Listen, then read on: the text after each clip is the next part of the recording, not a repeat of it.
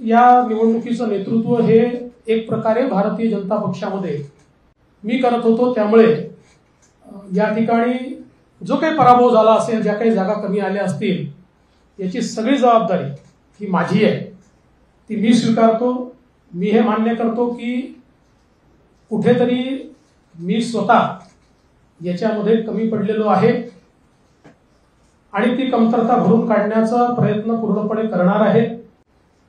त्यामुळे हा जो काही भारतीय जनता पक्षाला या ठिकाणी सेटबॅक महाराष्ट्रामध्ये सहन करावा लागला, याची सगळी जबाबदारी ही देवेंद्र फडणवीस मी या ठिकाणी स्वीकारतोय।